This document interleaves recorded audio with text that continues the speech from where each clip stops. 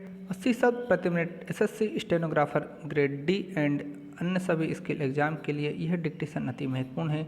यह डिक्टेशन निबंध आधारित डिक्टेशन दहेज प्रथा पर आधारित है, इसलिए आप इस डिक्टेशन को अंत तक लिखें और इसका ट्रांसलेशन भी जरूर करें और हमें कमेंट करके बताएं आपको डिक्टेशन कैसी लगी। डिक्टेशन को शेयर कर दें ताकि सभी लोग डिक्टेशन का लाभ ले पाएँ। डिक्टेशन शुरू होगी 5 सेकेंड बाद।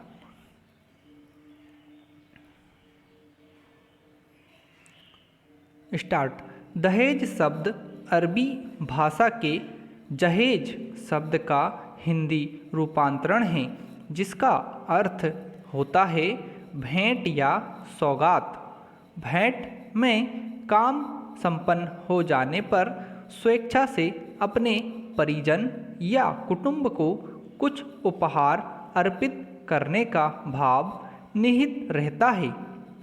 वास्तव में दहेज कन्यादान और स्त्री धन की प्राचीन हिंदू परंपरा से संबंधित है। विवाह के समय कन्यादान में वधू के पिता जबकि स्त्री धन में वर के पिता कपड़े एवं गहने दूसरे संबंधित पक्ष को देते हैं, वह दहेज होता है। सांसारिक हिंदू विवाह प्रणाली के अनुसार विवाह हमेशा के लिए संपन्न होता है, जिसे स्त्री पुरुष के जीवित रहते भंग नहीं किया जा सकता। अर्थात हिंदू समाज में विवाह एक संस्कार है जो मृत्यु के साथ ही समाप्त हो सकता है, जबकि अन्य समाजों में विवाह एक समझौता है, इसलिए वहाँ इसे भंग करने का भी प्रावधान है। भारतीय प्राचीन हिंदू समाज में दहेज की प्रथा का स्वरूप स्वेच्छावादी था। कन्या के पिता तथा उसके पक्ष के सदस्य स्वेच्छा एवं प्रसन्नता से अपनी पुत्री को जो दहेज प्रदान करते थे उसमें बाध्यता नहीं थी, वह सामर्थ्य के अनुसार दिया गया दान था। आज दहेज का स्वरूप पूरी तरह परिवर्तित हो गया है। वर का पिता अपने पुत्र के विवाह में कन्या के पिता की सामर्थ्य असामर्थ्य, शक्ति आसक्ति, प्रसन्नता अप्रसन्नता आदि का विचार किए बिना उससे दहेज के नाम पर धन वसूलता है। दहेज विवाह बाजार में बिकने वाले वर का वह मूल्य है जो उसके पिता की सामाजिक प्रतिष्ठा और आर्थिक स्थिति को देखकर निश्चित किया जाता है। जिस प्रथा के अंतर्गत कन्या का पिता अपनी सामर्थ्य से बाहर जाकर अपना घर द्वार बेचकर अपने शेष परिवार का भविष्य अंधकार में धकेलकर दहेज देता है, वहाँ दहेज लेने वाले से उसके संबंध स्नेहपूर्ण कैसे हो सकते हैं। इस प्रकार यहाँ कन्या पक्ष द्वारा वर पक्ष को धन आदि दिया जाना दानव धर्म बताया गया है।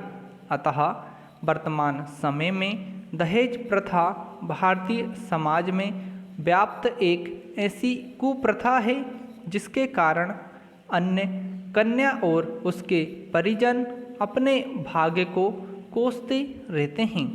माता पिता द्वारा दहेज की राशि न जुटा पाने पर कितनी कन्याओं को अविवाहित ही जीवन बिताना पड़ता है, तो कितनी ही कन्याएं अयोग्य या अपने से दोगुनी आयु वाले पुरुषों के साथ ब्याह दी जाती है।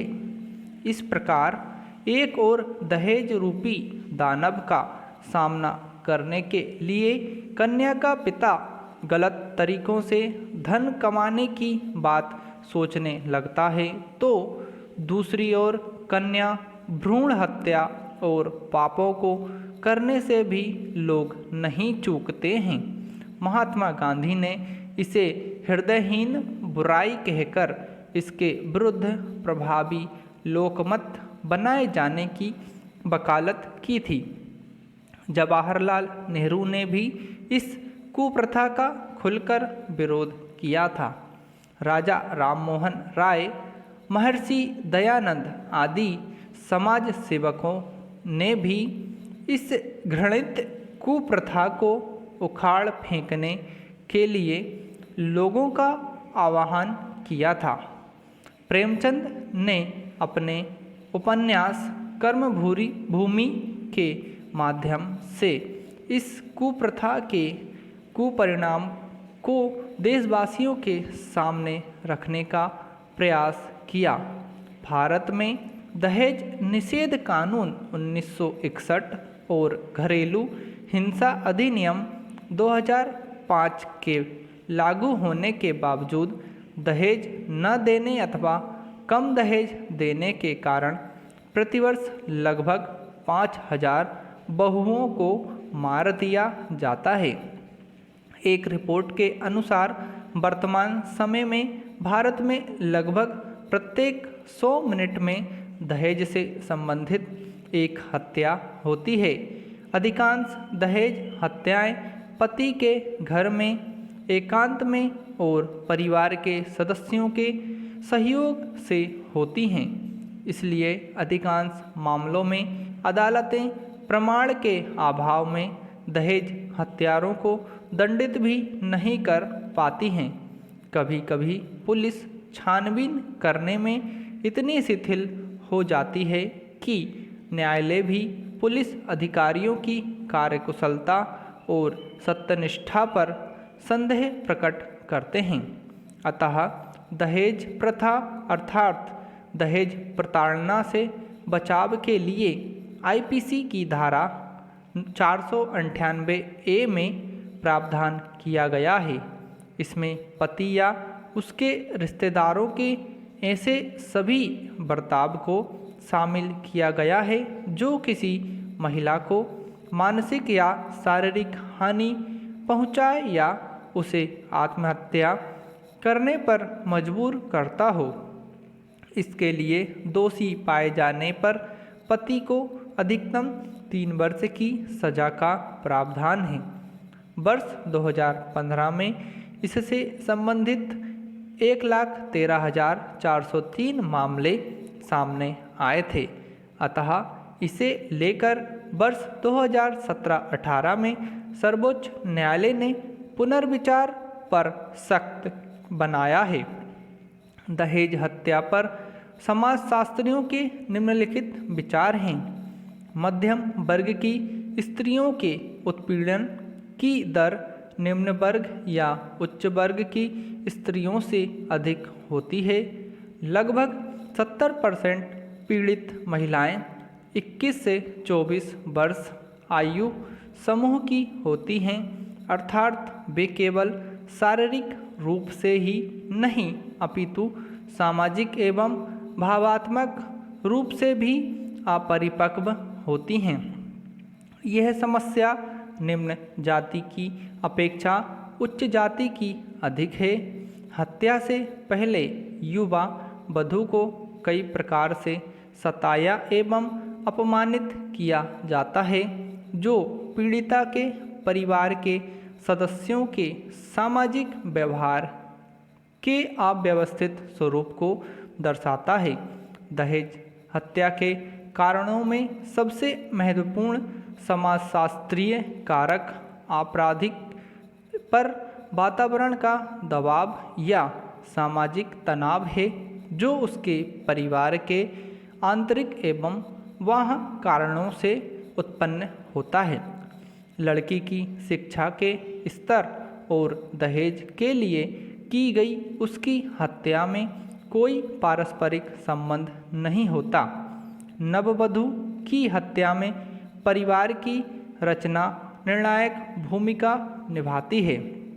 दहेज संबंधी कुप्रथा का चरमोत्कर्ष यदि दहेज हत्या है तो इसके अतिरिक्त महिलाओं के विरुद्ध हिंसा के अन्य स्वरूपों का प्रदर्शन भी सामने आता है, जिसमें पत्नी को पीटना, लैंगिक या अन्य दुर्व्यवहार, मानसिक एवं शारीरिक प्रताड़ना आदि शामिल है। भारत की पवित्र धरती से दहेज रूपी विष वृक्ष को समूल उखाड़ फेंकने के लिए देश के युवा वर्ग को आगे आना होगा। युवाओं के नेतृत्व में गांव-गांव और शहर-शहर में सभाओं का आयोजन करके लोगों को जागरूक करना होगा ताकि वे दहेज लेने व देने जैसी बुराइयों से बच सके। साथ ही युवाओं को यह प्रण लेना होगा कि हम ना दहेज लेंगे और ना देंगे, ताकि समाज में लोगों का हृदय परिवर्तन हो सके। प्रेस और इलेक्ट्रॉनिक मीडिया को भी इस कुप्रथा को दूर करने में खुलकर सहयोग करने की आवश्यकता है। समाप्त।